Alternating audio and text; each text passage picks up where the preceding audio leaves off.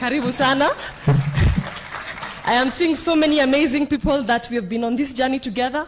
I've been the deputy president to the longest serving Sonu chairman on earth, Babu Owino. Alipomaliza na Irene Kendi, then I took over from there, and I'm quite humbled that I've moved forward from that and gone to the All Africa Students Union, headquartered in Accra, Ghana, to serve as the Secretary for Gender and International Relations for 3 years. So I later came back home because all this wisdom cannot just go to other states. I brought it back home, and Super CS Joe Musheru, together with the president, saw it best fit to appoint me as a director in the National Youth Council Advisory Board. So, asanteni sana. And Jacob, one thing I want us to look at is the COVID-19 situation. It has taught us that Kenya does not exist in isolation. Kenya needs other countries to work together. And so I'm bringing in the aspect of the diplomatic space, which is very important. The largest, most dominating country in the world, which is the United States of America, is very deliberate with conquering the diplomatic space. And they did not leave the youth behind when they were conquering the diplomatic space. President George Bush Jr. appointed a 26-year-old Condi Rice to become the first African-American Secretary of State. Jacob, this can be done here in Kenya. And I think the last time we had a youth diplomatic appointment was when you and President Mwai Kibaki were at the helm of leadership, and you appointed Yvonne Kamati as Deputy Ambassador for Kenya to Somalia. And since then, that has been quite neglected. And we need to revamp that moving forward, because the regional diplomatic institutions are coming to realize this. Because COMESA, which is the common market for Eastern and Southern Africa, passed a resolution to have a COMESA Youth Advisory Panel, which I'm happy and quite excited to have been elected to as one of the youngest serving panel members at the age of 26, not to represent Kenya, but to represent Eastern Africa. So regional institutions are recognizing that the youth voice is important in their decision-making processes. Because I was being reminded that Barack Obama mentioned that you can't play football with 11 players only. You need 22. And the youth of this country, Jacob, are part of that 22 team. You can't play it with 11, and we need to be on the table. And just like Solomon Kuria has stated, not to be on the menu, but to be on the decision-making table. Sakaja and his team started that narrative, and we keep moving forward with it. We are taking the mantle from them. And then again, Jacob, now I am speaking to you as AU's high representative in Africa and as an infrastructure envoy.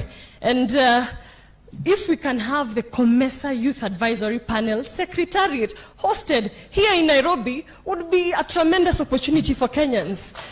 You saw how hard Uhuru Kenyatta's government fought to make sure the UN Women headquarters are maintained here in Nairobi, because that is where we are employed. That is where, when we study international relations, those are our first stepping stones into the global industry.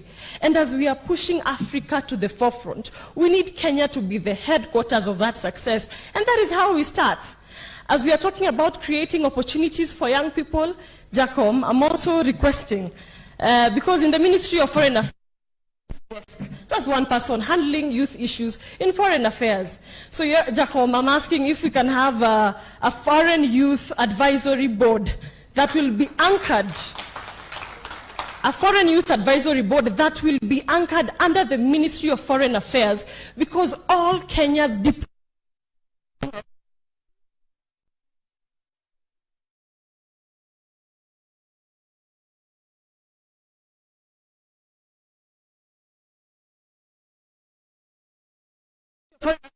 correspondence with the Ministry of Youth, the Ministry of Agriculture, with the Ministry of Gender, time wears out, and then we are left out in so many of these opportunities. So as we are harnessing the diplomatic, let us look at it in that full board with a secretariat to handle diplomatic issues for Kenya.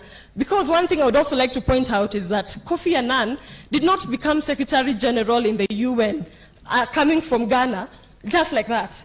The Ghanaian government, which I have been privileged to work with, I have seen them sponsor their youth to go and vie in Commonwealth Youth Council, to go and vie in the African Union Youth Commission. Even the AU Youth Commission envoy is now open. We need to see a Kenyan taking up that space after the lady from Egypt.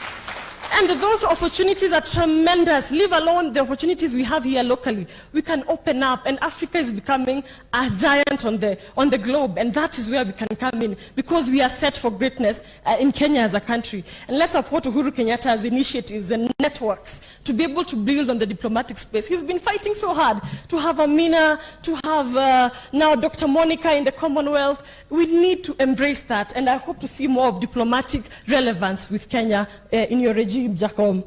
So now, Jacom, yesterday, coming home now, we were celebrating the International Day of the Girl Child. And Jacom, Moi alituacha na maziwa ya nyayo.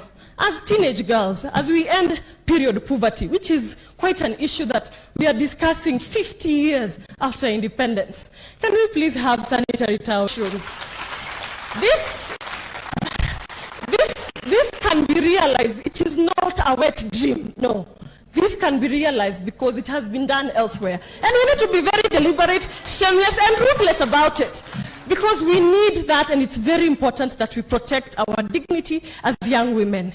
Again, as we are empowering women and girls, Jacom, gender-based violence, hatuwezi kuwa ati mambo ya kukula fair is an excuse for gender-based violence.